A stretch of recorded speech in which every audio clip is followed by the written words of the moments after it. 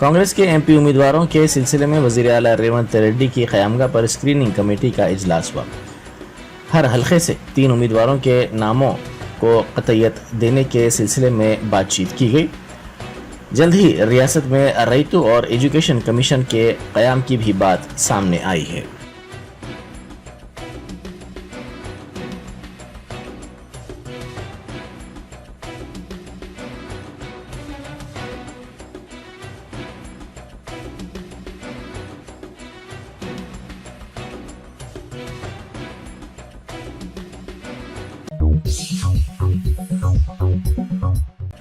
रुकन असम्बली हरीश राव ने मुतालबा किया है कि कांग्रेस सियासत से बालातर होकर पहले किसानों को ज़रूरी मकासद के लिए पानी फराहम करे। उन्होंने मेडीगड्ढा के मसले पर कहा कि ज़रूरत पड़ने पर हुकूमत कुल जमाती इजलास भी इस मसले पर तलब करे। उनकी पार्टी हुकूमत से ताउन करेगी। उन्होंने कहा कि हुकूमत को मशवरे भी दिए जाएंगे।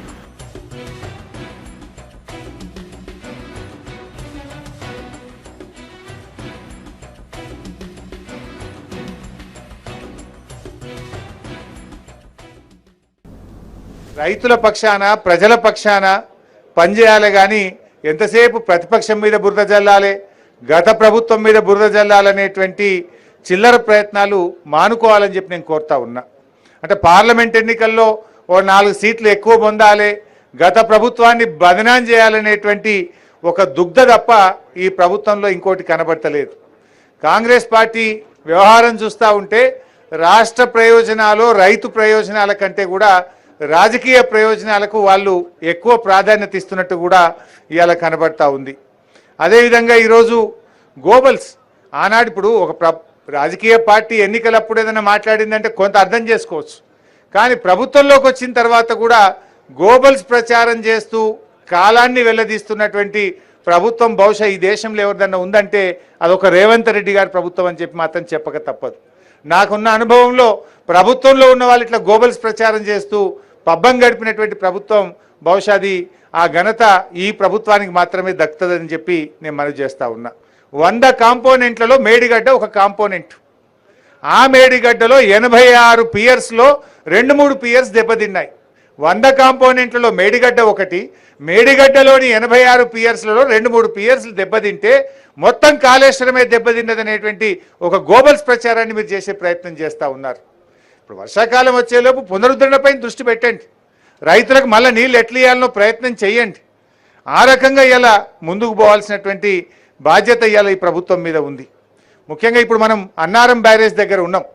ఇవాళ మేము ఇంజనీర్స్తో కూడా మాట్లాడినాం, అక్కడ మేడిగడ్డ దగ్గర మాట్లాడినాం, ఇక్కడ అన్నారం దగ్గర కూడా మాట్లాడాం.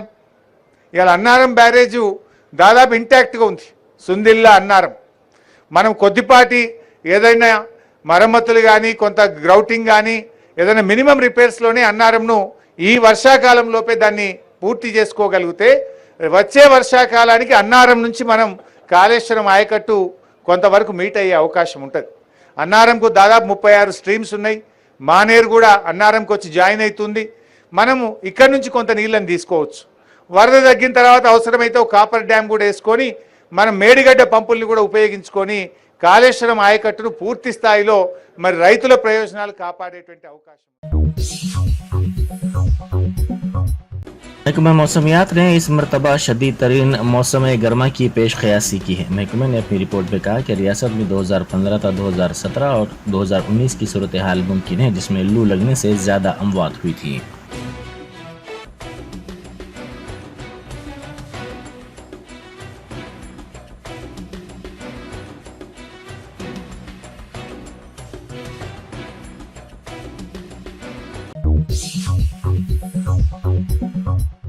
महिलावरम के रुकन असम्बली वो वाईएसआर कांग्रेस पार्टी के कायद वसंता कृष्णा प्रसाद ने तेलुगुदेशम पार्टी के कौमी सदर व साबिक़ वज़ीर आला चंद्रबाबू नायडू की मौजूदगी में बाज़ाब्ता तौर पर तेलुगुदेशम पार्टी में शमूलियत इख्तियार कर ली। चंद्रबाबू नायडू ने पार्टी की बढ़ती हुई मकबूलियत को उजागर करते हुए कृष्णा प्रसाद और उनके हामियों का तेलुगुदेशम पार्टी में गर्मजोशाना इस्तकबाल किया। मीडिया से बात करते हुए कृष्णा प्रसाद ने समाजी तरक्की के लिए फलाह व बहबूद की अहमियत पर जोर दिया।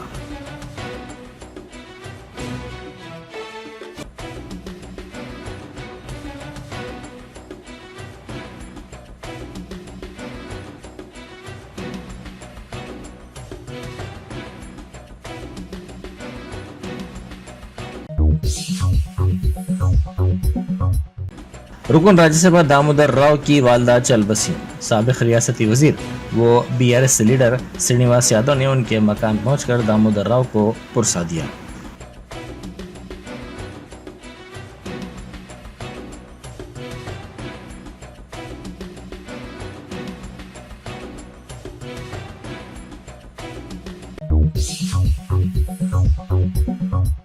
साबिक रियासती वजीर वो BRS के कारगुजार सदर तारक रामाराव ने कहा है कि वो मुल्क तेलंगाना के अवाम और किसानों को ये बताना चाहते हैं कि अगर दुनिया के सबसे बड़े lift irrigation project Medigadda barrage में कोई छोटा सा तकनीकी मसला हो तो हुकूमत को क्या करना चाहिए।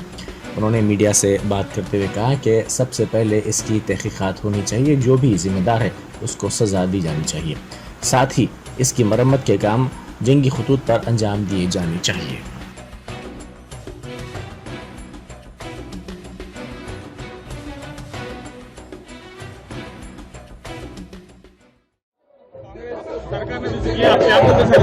हम बस यही कह रहे हैं कि आज जो चीज हमने देखा यहाँ पे प्रोजेक्ट है जिसमें 100 से ज्यादा कंपोनेंट है, जिसमें एक कंपोनेंट है मेडीगड्डा बराज और इस बराज में 85 पिलर्स हैं, 85 पियर्स हैं, जिनमें से एक या दो पिलर पे कुछ प्रॉब्लम हुआ है। आज हम लोग इसलिए आए यहाँ पे इस दूरी तक क्योंकि हमें दिखाना था पूरे हिंदुस्तान को और पूरे तेलंगाना के जनता को और हमारे किसान भाइयों को कि ये दुनिया की सबसे बड़ी जो लिफ्ट इरिगेशन प्रोजेक्ट है जिसको हमारी गवर्नमेंट ने 4 साल में बनाया, हम याद दिलाना चाहते हैं यहाँ की गवर्नमेंट, कांग्रेस गवर्नमेंट को और पूरे हिंदुस्तान को कि इतनी बड़ी प्रोजेक्ट में एक छोटी सी कंपोनेंट मेडीगड्डा बराज में अगर एक छोटी सी इश्यू, टेक्निकल इश्यू कोई आई तो गवर्नमेंट को क्या करना चाहिए।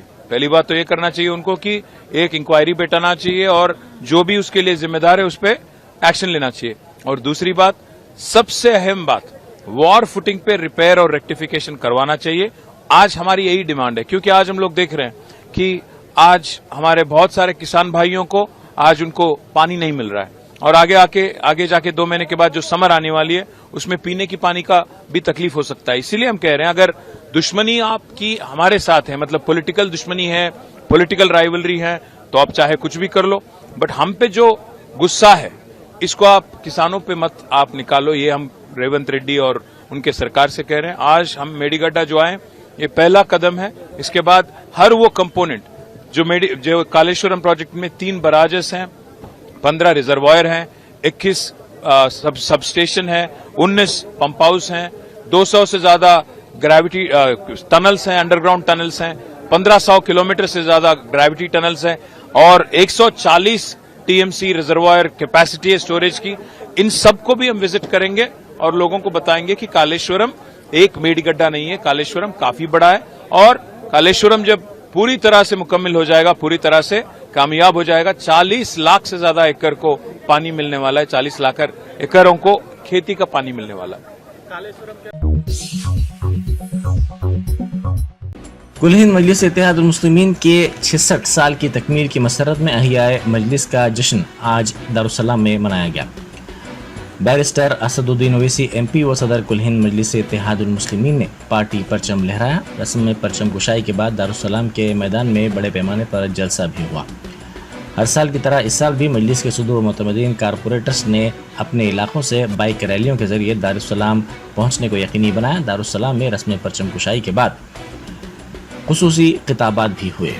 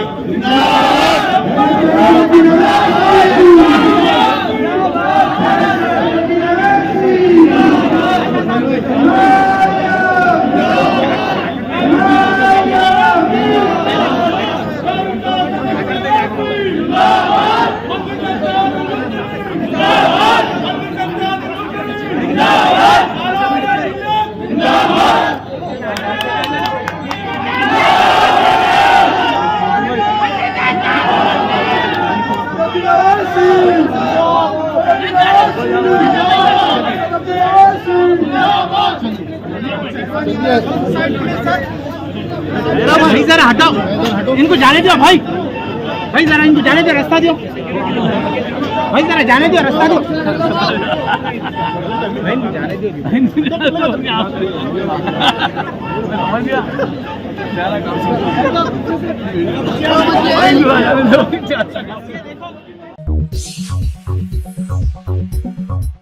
मजलिस के योम तासीस के मौके पर मुख्तलिफ मकामात से बाइक रैलियाँ निकाली गई। रैन बाजार, चमन, याकूतपुरे से भी एक बाइक रैली निकाली गई जो मजलिस के हेडक्वार्टर्स दारुस्सलाम पहुंचकर जलसे में तब्दील हो गई।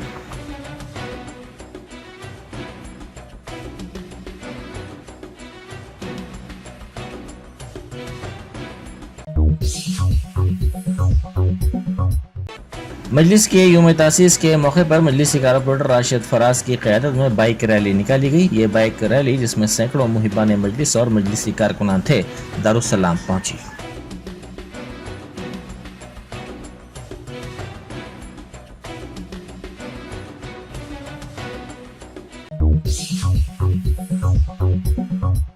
खानापुल में मेनहोल की सफाई के दौरान गैसेस की वजह से दम घुटने के नतीजे में 3 वर्कर्स की मौत हो गई। ये वाकया कल पेश आया। कुसुमपुरा पुलिस ने बताया कि पुराना पुल मंदिर के अकबी सिमत में मेनहोल की सफाई के काम के लिए वर्कर्स पहुंचे। 40 साला श्रीनु मेनहोल में उतरने के बाद बाहर निकल रहा था कि अचानक गश खाकर गिर पड़ा। उसे बचाने के लिए दीगर 2 वर्कर्स 40 साला हनुमत और 48 साला वेंकट भी मेनहोल में उतरे और वो भी सांस लेने में तकलीफ की वजह से मेनहोल में ही गश खाकर गिर पड़े, जिसके नतीजे में इन तीनों की मौत हो गई।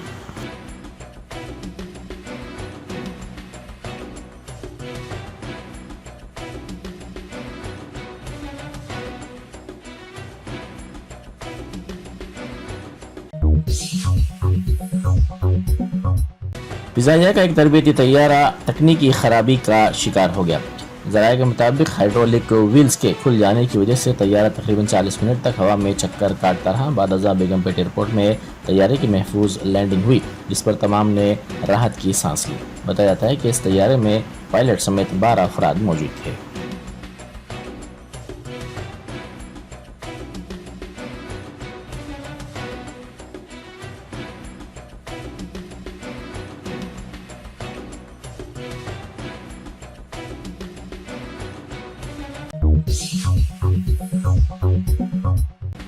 रेडिसन ड्रग्स मामले में पुलिस ने तहकीकात में तेजी पैदा कर दी है। गुज़िश्ता रोज पुलिस के सामने पूछताछ के लिए हिदायतकार क्रिश हाजिर हुए।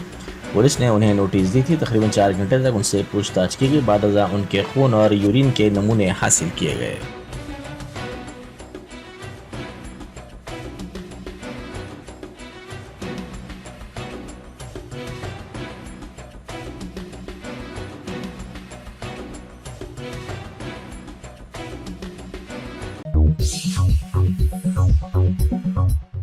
जोन टास्क फोर्स टीम ने फिंगरप्रिंट क्लोनिंग के रैकेट को बेनकाब करते हुए 2 अफराद को गिरफ्तार कर लिया, जो GHMC के मुलाजिमीन बताए गए हैं। पुलिस ने उंगलियों के निशानात की क्लोनिंग करने वाले 2 sanitation field assistants circle 16 Amberpet division के 40 साला शिवैया उमेश साकिन कारवन और 40 साला जय शिवराम को गिरफ्तार कर लिया। इनके पास से 31 क्लोनिंग प्रिंट्स और बायोमेट्रिक हाजिरी की 2 मशीनें भी जब्त कर ली गई।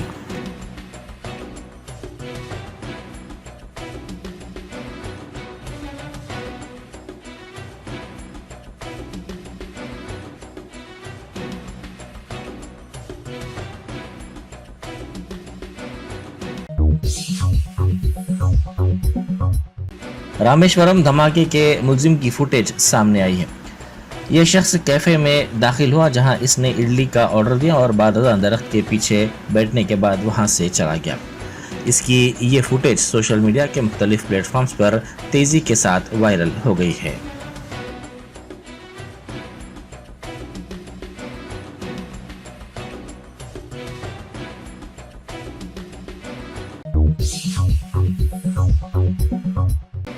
हिमायत सागर के करीब बड़े पैमाने पर गांजा जब्त किया गया। राजेंद्र नगर पुलिस ने कार में गांजा मुंतकिल करने वाले शख्स को गिरफ्तार कर लिया। पुलिस ने 125 किलो गांजा, 3 सेलफोन्स और कार को जब्त कर लिया।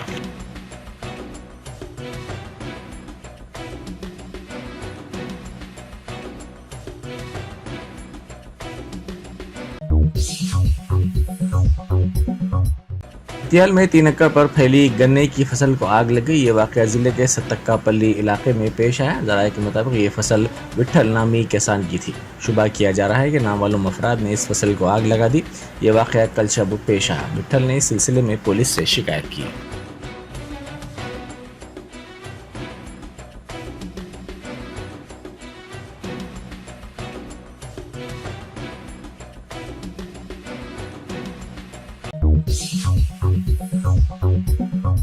Germanton super speciality hospital, doctor Mir Jawad Zar Khan, senior experienced orthopaedic surgeon, bone fracture, joint replacement, hip replacement और स्पाइन सर्जरी कामयाबी से अंजाम दे रहे हैं। इसके अलावा neuro surgery, cardiology, gynaecology, dental, general medicine, dialysis और फिजियोथेरेपी जैसे शोबाजात में इंतहाई कामयाबी के साथ वाजबी फीस में इलाज किया जा रहा है। शेयरिंग और प्राइवेट रूम्स, अस्पताल में 24 घंटे MRI, CT scan, 2D digital x-ray, ultrasound, operation theatre, ICU और लैब की सहूलत दस्तयाब है। आपकी उम्मीदों के ऐन मुताबिक Germanton super speciality hospital, pillar number 150, Attapur, Hyderabad.